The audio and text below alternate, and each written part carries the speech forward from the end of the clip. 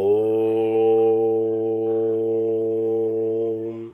या देवी सर्वभूतेषु शक्तिरूपेण संस्थिता नमस्तस्यै नमस्तस्यै नमस्तस्यै नमो नमः। जय श्री राधे, जय माँ दुर्गा। ओम दुम दुर्गाय नमः। माँ शक्ति का यह अद्भुत समय चल रहा है। 22 जनवरी से लेकर के 30 तारीख तक गुप्त नवरात्रि। जैसा कि आप सब जानते हैं, नवरात्रि 4 बार आती है वर्ष में, 2 गुप्त और 2 प्रत्यक्ष।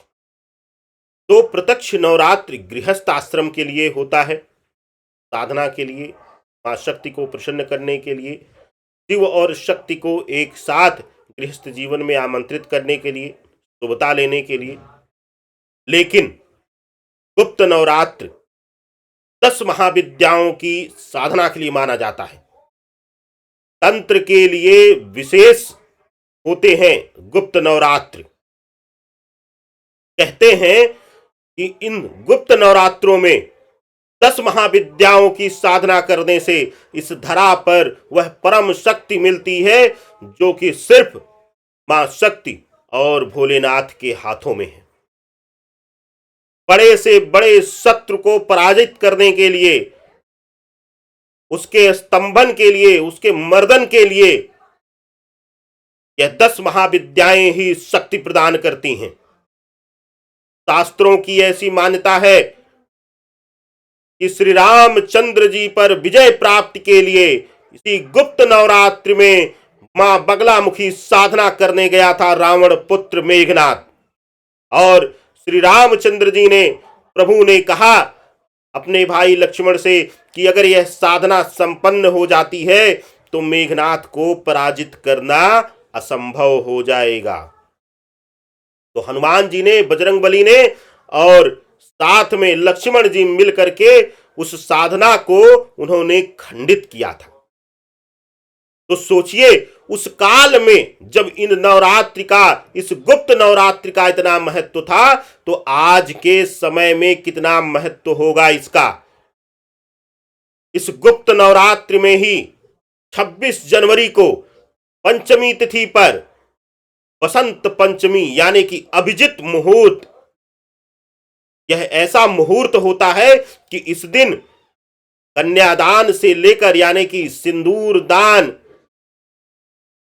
विवाह या किसी भी प्रकार के नए निर्माण या अन्य किसी कार्य के शुभारंभ के लिए मुहूर्त, समय या कोई भी गणना करने की जरूरत नहीं होती है। आंख बंद करके इस दिन अभिजित मुहूर्त के रूप में पूरे दिन लिया जाता है और इस दिन कोई भी किया हुआ कार्य जो है वह सफल होता है। इसी श्रृंखला में हम खुद आप लोगों के लिए लेकर आ गए हैं बसंत पंचमी और गुप्त नवरात्रि का मिश्रित तंत्र। कैसे पीली सरसों के प्रयोग से करें बड़े से बड़े शत्रु का स्तंभन और मर्दन। शत्रु कौन है हमारे जीवन में? सबसे बड़ा गुप्त शत्रु है रोग। हर घर में कुछ ना कुछ लगा रहता है और कुछ परिवार, कुछ कुटुंब ऐसे हैं जिनमें कोई बीमारी नहीं, कोई जड़ नहीं, पता नहीं चलती है। 50,000 रुपए टेस्ट पर बर्बाद कर देते हैं। हमारे पास कई लोग ऐसे आए हैं और कोई बीमारी नहीं निकलती, लेकिन बेवजह पैसे बर्बाद करने के बाद फिर स्वतः कुछ दिनों के लिए स्वस्थ हो जाते हैं। क्या है ये? यह गुप्त शत्रु है। गुप्त शत्रुओं में तंत्र बाधा भी लिया जाता है। किसी ने आपके ऊपर कुछ तंत्र कर दिया हो, नजर दोष लग गया हो, ऊपरी प्रभाव हो, आत्मीय प्रभाव हो, हर तरीके के गुप्त शत्रुओं और साथ ही साथ प्रत्यक्ष शत्रु, मानव रूपी शत्रु अगर आपके बढ़ रहे हैं तो उन पर भी विजय प्राप्त करने के लिए यह तंत्र, यह पीली सरसों का तंत्र बहुत जरूरी है आपके लिए। वीडियो का एक एक सेकंड आपके लिए उसी तरह जरूरी है जैसे आपके जीवन के लिए श्वास की एक एक कड़ी। देखिएगा और बने रहिएगा। क्या क्या जरूरतें हैं इस दिन तंत्र करने के लिए, नोट कर लीजिए। सबसे पहले आपको पीली सरसों लेनी है, थोड़ा ज्यादा मात्रा में लीजिएगा, तो 200 ग्राम ले लीजिएगा या 100 ग्राम ले लीजिएगा, यह आपके लिए पर्याप्त रहेगा। भोजपत्र ले लीजिएगा, 7 हल्दी की खड़ी गांठें ले लीजिएगा, पिसी हुई स्वच्छ हल्दी ले लीजिएगा, और साथ ही साथ अगर अनार की कलम मिल जाएगी तो अनार की कलम, या फिर आप तुलसी की लकड़ी से कलम बना लीजिएगा। गंगा जल घर में हो तो रख लीजिएगा, नहीं तो वह भी आप ले लीजिएगा। इसीलिए समय से पहले ही हम यह वीडियो आप तक दे रहे हैं। देखिए, इस दिन सबसे शुभतापूर्ण बात क्या है? बसंत पंचमी प्रातः काल उदया तिथि में मिल रही है। संध्या बेला में सर्वार्ध सिद्ध योग 6:56 से आरंभ हो जाएगा और मध्य रात्रि तक रहेगा। इससे शुभ और कुछ हो ही नहीं सकता है। सनातन शास्त्र में सर्वार्ध सिद्ध योग का महत्व बताने की जरूरत नहीं है। अब नोट करिए कि क्या करना है आपको स्थिति में। संध्या बेला के बाद सर्वार्ध सिद्ध योग जब आरंभ हो जाए, अपने अपने शहर के अनुसार देख लीजिएगा, 6 संध्या बेला में 6:56 से हमने दिल्ली एनसीआर के समय के अनुसार हमने बोला है। 5 से 10 मिनट 15 मिनट का, जैसे जैसे उत्तरी और दक्षिणी भागों में आप जाएंगे तो अंतर पाएंगे, भिन्नता पाएंगे समय में। लेकिन यह क्रिया हो सके तो 9 बजे के बाद, मध्य रात्रि में, या अगर आपका उपनयन संस्कार यानी कि जनेऊ संस्कार नहीं हुआ, गुरु दीक्षा आपने नहीं लिया हुआ है, तो आप 11:30 से पहले पहले संपन्न कर लीजिए। अगर उपनयन संस्कार और गुरु दीक्षा आपने ली हुई है तो आप मध्य रात्रि में भी 11:30 से 12:30 के बीच यह क्रिया कर सकते हैं। क्या करना है अब आपको? आज आप काला वस्त्र या फिर पीला वस्त्र पहनकर बैठ जाइएगा, आसन ले लीजिएगा स्वच्छ। स्त्रियां कुछ आसन नहीं लेंगी, कुछ का आसन नहीं लेंगी, और पुरुष वर्ग कुछ का भी आसन ले सकते हैं।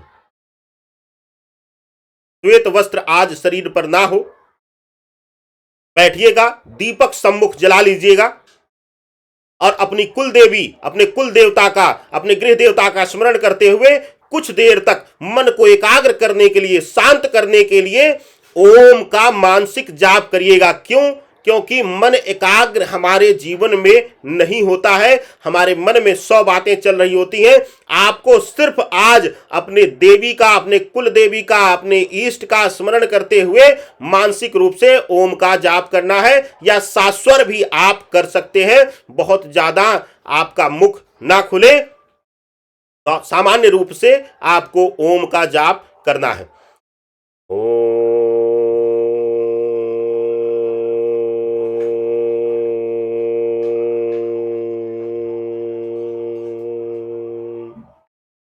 प्रयास करिएगा जितनी देर आप ओम का जाप करिएगा, दीपक को निहारते रहिएगा, दीपक की लौ को निहारते रहिएगा, और उसके बाद पीला कपड़ा का आसन दे करके वहां उसके ऊपर ही आप 7 गांठें जो हल्दी की हैं उसको रख दीजिएगा। उसके बाद वहां पर ही भोजपत्र रख दीजिएगा और गंगा जल हल्दी में मिलाकर उसको लिक्विड बना लीजिएगा। और जो कलम आपने ली हुई है, भोजपत्र पर एक मंत्र लिखिएगा। क्या मंत्र लिखना है? सामने आपके चल रहा है, आप डिस्प्ले पर भी देख सकते हैं। ओम ह्रीं श्रीं क्लीं परमेश्वरी कालिके स्वाहा। इस मंत्र को आप 5 बार लिखिएगा उसी भोजपत्र पर, भोजपत्र इतना बड़ा लीजिएगा कि उस पर लिख जाए आराम से। यह मंत्र आप देख लीजिए, फिर से मैं स्क्रीन पर कर दिया हूं। यह मंत्र लिख लीजिएगा और अब आपको धूप दीप उस पर दिखाना है और पीली सरसों ले लेना है। दाहिने हाथ में लेनी है पीली सरसों और अब पुनः इसी मंत्र का आपको जाप करना है। और कैसे करना है? 11-11 की श्रृंखला में करना है। 11 बार इस मंत्र का जाप करिएगा। पीली सरसों ऐसे ही सम्मुख नाभि से ऊपर रहे हाथ और ऐसे पकड़ के रखिएगा और उसके बाद 11 बार आपको जाप करना है। ओम ह्रीं श्रीं क्लीं परमेश्वरे कालिके स्वाहा। और जब 11 बार हो जाए तो उसी भोजपत्र पर उठाकर कुछ दाने पीली सरसों के रख दीजिएगा। दोबारा जब करिएगा तो अपने पीछे फेंक दीजिएगा। फिर तीसरी बार करिएगा तो रख दीजिएगा। 11 बार, यानी एक बार 11 बार करेंगे आप तो आपको भोजपत्र पर रखना है।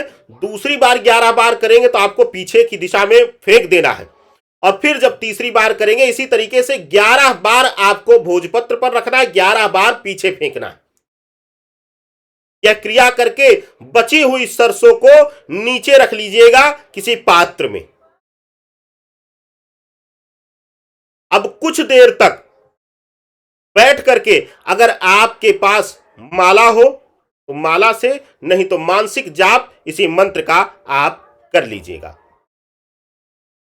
आपके लिए यह वरदान होगा। अब जब माला जाप समाप्त हो जाए तो अपनी 5 इच्छाएं इसी पत्र पर, इसी भोजपत्र पर लिख दीजिएगा। लिखने के बाद वही पीला वस्त्र कपड़ा जो है वह मोड़िएगा, पोटली बना करके अपने तिजोरी स्थान या कहीं भी स्वच्छ स्थान पर अपने घर में रख दीजिएगा और रोज धूप दीप उसको दिखाते रहिएगा।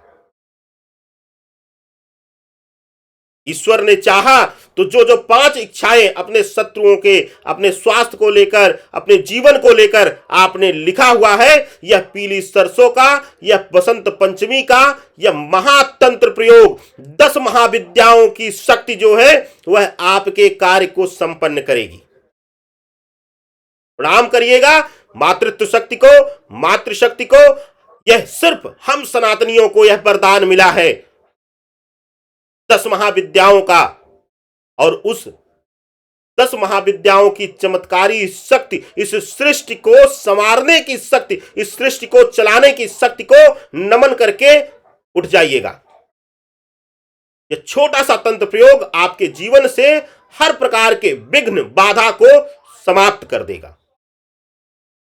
आप सभी बसंत पंचमी पर यह तंत्र प्रयोग करिएगा, आनंद लीजिएगा। मां दुर्गा, मां शक्ति, मां बगलामुखी, मां कमला, मां धूमावती आप सभी के जीवन से ज्ञात अज्ञात शत्रुओं का नाश करें, स्तंभन करें, विनाश करें और शुभतापूर्ण जीवन का वरदान आपको प्रदान करें। आप सभी के शुभ मंगल कामना के साथ मैं रुद्र राकेश चतुर्वेदी आप सभी से विदा लेता हूं। सादर वंदन, सादर अभिनंदन।